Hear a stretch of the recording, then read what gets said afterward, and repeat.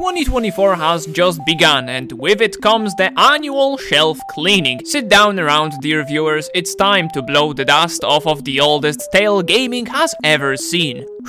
And talk about it for the sake of tradition. Let's talk about Minecraft speedrunning. Yeah, I'm just screwing with you. Of course I'm going to talk about Pooty's Bonk and Cry About It Simulator and the never-ending rivalry between these two very unique games. Hello everyone and welcome to another episode of pissing off as much people as it's humanly possible. Today we're going to dive once again into the stupidest and pointless debate gamers are in love with for some reason. Overwatch 2 and Team Fortress 2 are drastically different games, but the fact two characters from those games are replenishing their teammates' health points by holding mouse 1 on them is apparently more than enough to call them the exact same. Both of them are character-based first-person shooters. Both of them can be very fun and the straight-up opposite. Throughout the years of those two existing, many things have changed, such as the copy of the number 2 at the end of one's title, or the absolutely laziest treatment humanly imaginable when it comes to sustaining and updating the game. Ladies and gentlemen, my name is heysimply and welcome to Team Fortress 2 vs Overwatch 2 2024.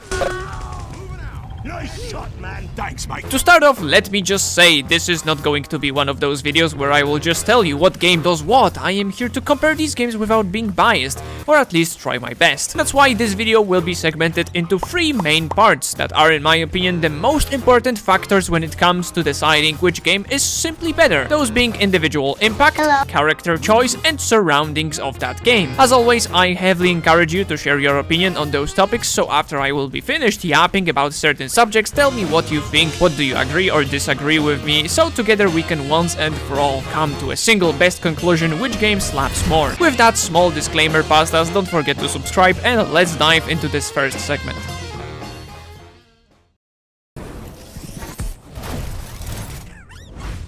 Overwatch 2 has always been a team game. The focus on that cooperation and playing together as one is apparent as soon as you notice going 1v5 isn't the smartest of ideas. This in short means that you by yourself won't be able to perform well, or in other words, secure some frags and capture the objectives on the map. Team Fortress 2 on the other hand is a playground full of children, where if you know what you're doing and can combine all of your skills of aiming, map knowledge, correct positioning and evaluating risks and rewards, you can easily dominate a lobby by yourself.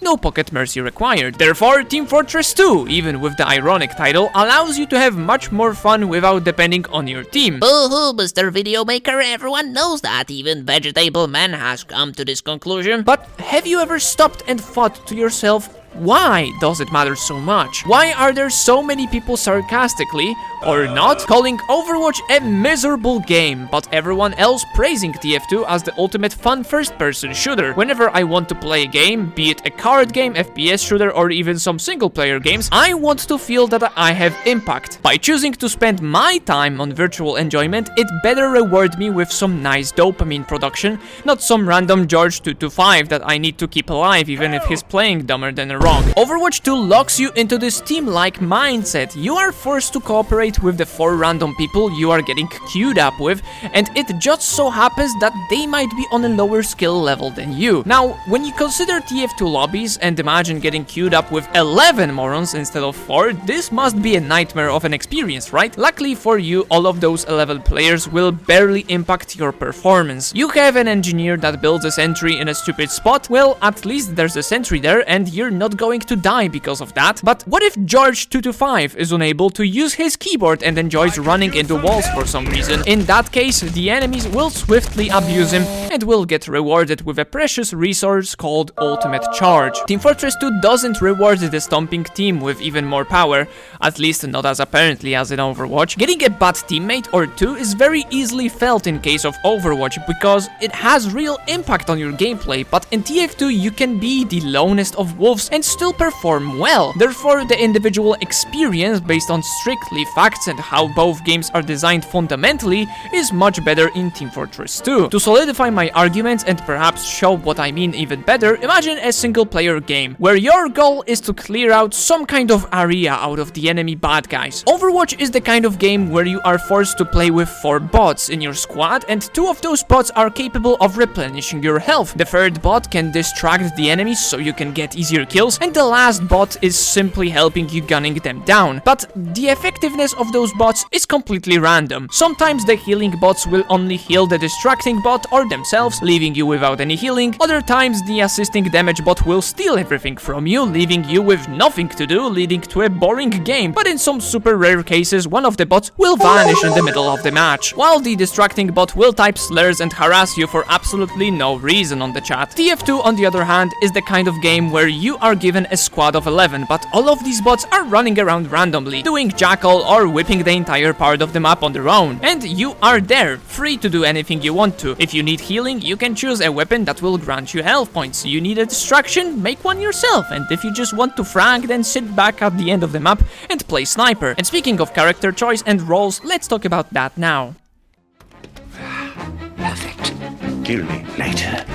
Both games are character-based shooters, wow, which means before the match starts or even during it, you can choose freely what characters do you want to play. In Overwatch, these guys are called heroes, even if they are criminals or murderous psychopaths, and in Team Fortress 2 they are called classes. Here we run into yet another roadblock from Overwatch 2, as the choice of your hero is limited by the role you are playing. This does not mean it's a shallow choice. Overwatch's roster of heroes is quite impressive, in fact, but you can still feel that serious tone of you must play this role for the rest of the game, which sometimes leads to situations where halfway through the match you just feel tired and don't want to play a certain role, either because you're getting countered or the role you are trying to fulfill is impossible because your team is not cooperating with you. TF2 doesn't care if your team has a medic or not. You are allowed to play whatever you want, which can also lead to some wonderful cases, such as half of the team turning French. Realistically speaking, at least both games aren't as limiting as League of Legends, for example, where there is no switching allowed, and a second ago I mentioned counters, which unfortunately Overwatch takes another L in this department. Countering isn't non-existent in TF2, but it's not as severe as in the hero shooter. Some cases are so drastic, in fact, that a certain hero pick can counter an entire role, which sucks to experience. For a small change of tone, Overwatch 2 has a greater amount of playable characters, and each of them are different, leading to a wide roster of representations and sometimes some very original characters design. But the quantity doesn't mean quality. I have done many character reviews for both games, and I can with pure confidence say that TF2 takes the cake in this department too. All the TF2 classes have a unique personality, their own distinct look,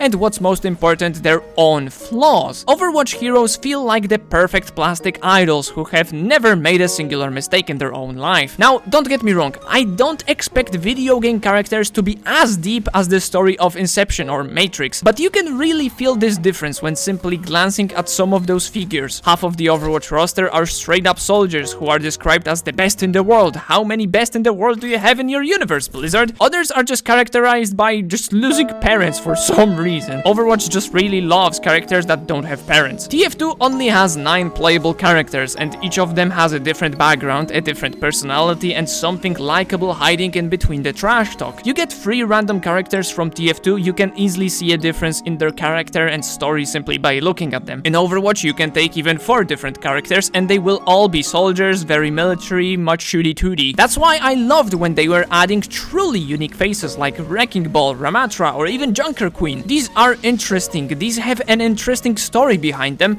but at the same time, they too suffer from the perfection syndrome. Ball has never failed in his life, unless we count the rope incident, which either way ended up benefiting him in the long run. Ramatra wants to kill all humans. Okay, great, here goes landing an entire invasion, because yes. And Junker Queen, even if there was some drama build up with her and her family getting thrown out of the city, you don't really see that affecting her that much, other than being revenge hungry, and would you look at that, she gets her revenge because 2 random people decided to side with her. That D20 dice in the Overwatch universe is rigged, I swear. I honestly feel like it's just sad that even something as goofy as the TF2 comics can build up an even better emotional background than Overwatch. If there's one point I would like to make stand from this segment is that Overwatch would heavily benefit from more cinematics and interactions like in Honor and Glory or in The Last Bastion. Give us failure, give us conflict or disagreements that are truly emotional, not some I don't feel like helping you because I am on retirement. That's boring, that's lazy,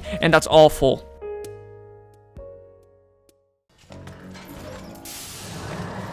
Hey, look at all this.